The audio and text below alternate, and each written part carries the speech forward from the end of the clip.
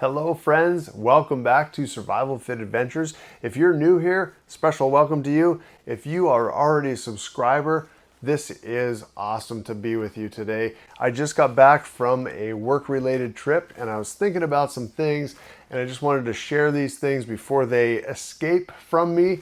As I was driving for work, I was thinking about some things that happened to us about 3 years ago. So here's a quick story. It was not a day like you see in the background here today. Nice, warm, and sunny. This was in the winter. It was actually quite cold. And what we had was an ice storm. So it was an ice fog storm. And what it was doing, it was knocking out all of the power lines. They were just snapping all over the place. And what it was creating is either a blackout situation or it was a brownout.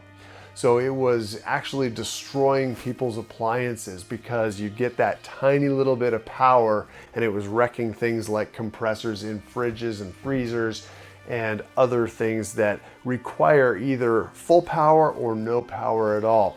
So this was a bad situation, but we weren't ready for what happened next. In the community where we lived, there was water pipes that started to freeze in people's homes. The phones all died, it seemed, simultaneously. And the stores closed and neighbors had to move out of their homes and into warming centers, public warming centers. And it was chaos all around and it was heartbreaking. That storm changed me. It wasn't fear, it was a wake-up call. So since then, I've been even more dedicated to living the preparedness lifestyle. I've done the training as well to help manage disasters locally. This isn't about panic. It is just about measured, real actions that I can take and you can take. Today, I'm sharing 7 preparedness actions that I am doing right now because we all feel it. Something is shifting. Let's get ready the right way.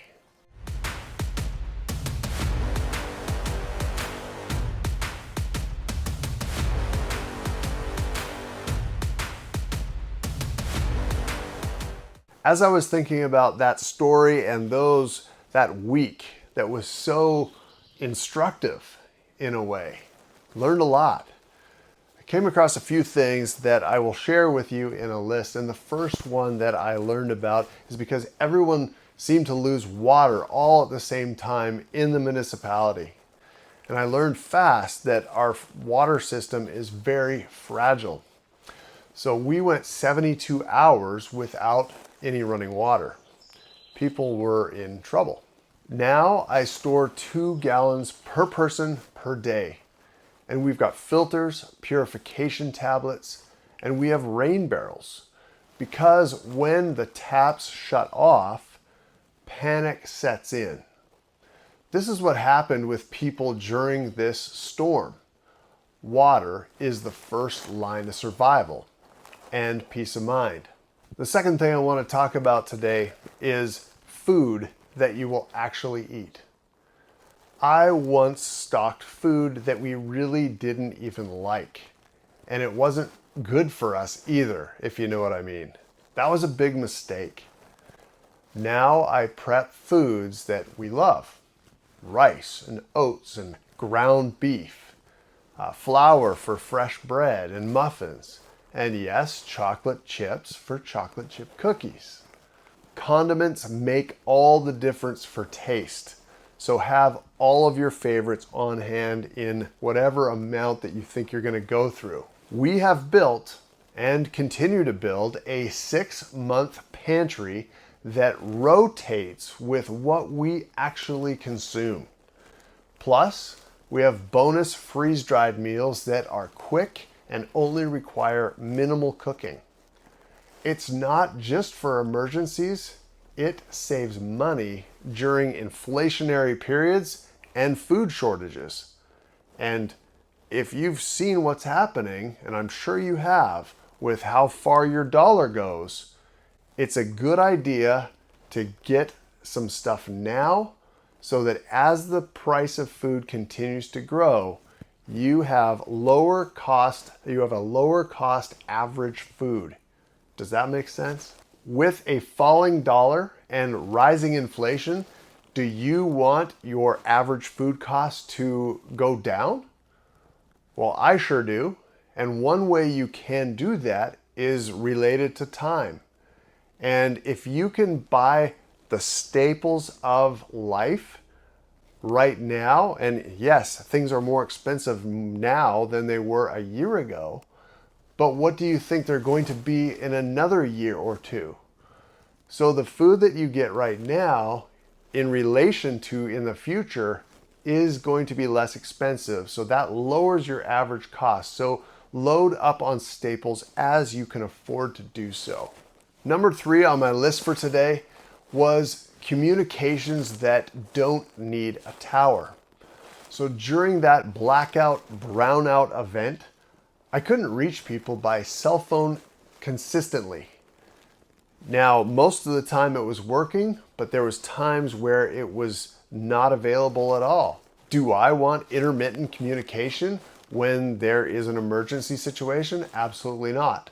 Now, we have two-way radios as a backup to cell communication and a written family comms plan. So everyone is on the same page when it comes to intermittent communication or irregular communication. Don't wait for your cell phone not to work or for silence to wish that you had a signal. Make a plan that works offline. Would you like to get information about all of this all in one spot?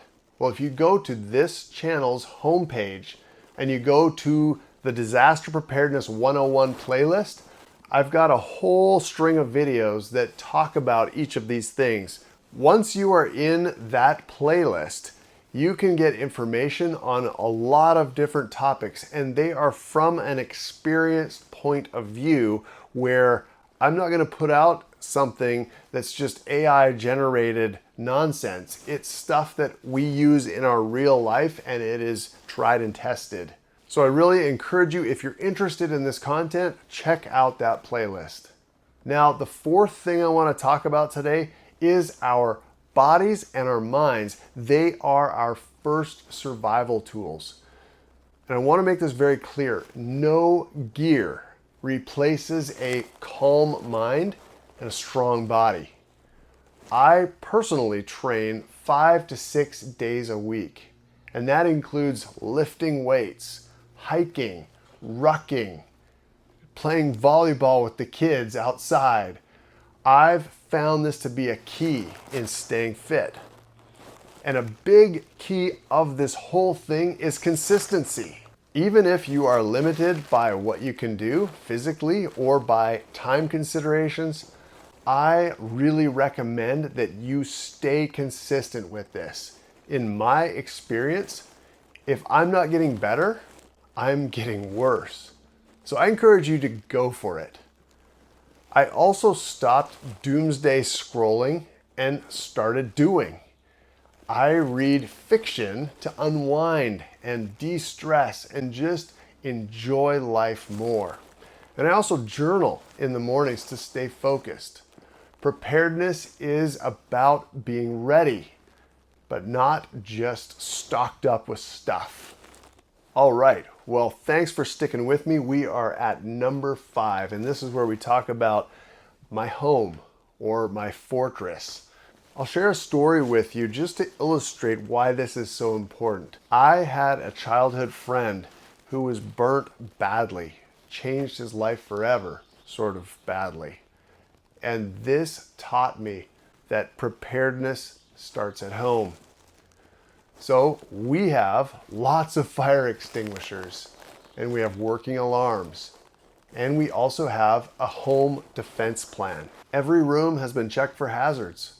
What I have learned in both my professional life and in my personal life is I don't often rise to a situation that I am just thrust in. I fall to the highest level that I've been trained to. So this is important when planning and practicing this sort of mindset. All of the mindset and practicing leads me on to this number 6 point, and that is our power. And we want to make sure that our power is tested and that it's stored well and that it's ready to go. So when the lights go out, so does modern life generally. So we have got a tested generator, we've got solar charging, and we've also got portable power banks. In a minute, I'll tell you how those things actually affected the story that I started out telling you about the large power outage event, the ice storm. I rotate fuel. I check batteries. Why? Because power keeps food cold. I said I have lots of ground beef. I want to keep that in great shape. So power is essential for doing that. It keeps our phones charged. It keeps communications, even walkie-talkies and everything. Yes, you can have lots of batteries stored up. Make sure that you do, but also have that power backup. Having power and the ability to make chocolate chip cookies even when everything is dead around you keeps your morale and spirits up. It helps your family. It helps you do better. One more thing that I really want to talk about with you is the financial backup. This is about survival. You can have one layoff, one bank shutdown at the right time. You could have a power outage like we did, and I'm going to tell you in just a minute how this all affected us financially and all of the different things. I'm going to put that story all together for you. In our town, if you did not have cash to buy fuel like gasoline or propane, you couldn't restore those things. So if you didn't have cash available because the power didn't work, the cards didn't work, if you didn't have cash available, you were out of luck unless you had those items stored up beforehand. So it's important to have both. It's important to have the supplies stored up beforehand, but it's also important to have some financial assets, some cash that you can use in an emergency to get your family and yourself the things that you need to make it through. If we have an event, if you have an event in your life and your little piece of plastic card means nothing, that's not a good situation. So I keep some cash at home. I keep silver and gold coins, and I also keep hard copies of vital documents.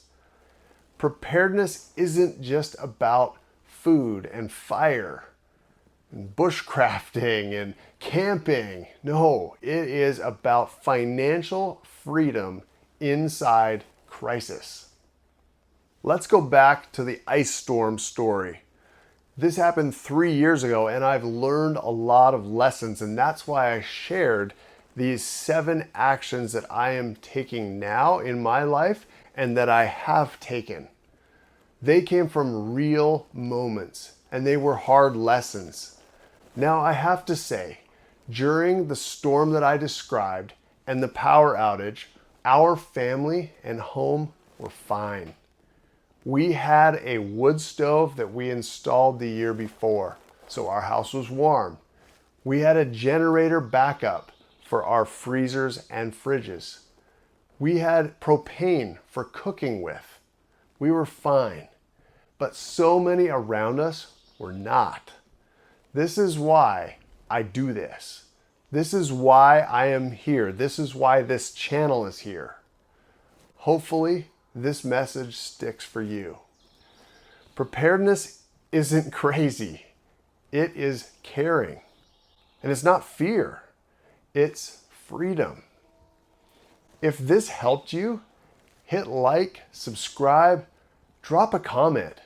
What's one action that you are taking right now to be more ready? I read every one. Stay safe, stay strong, and stay kind.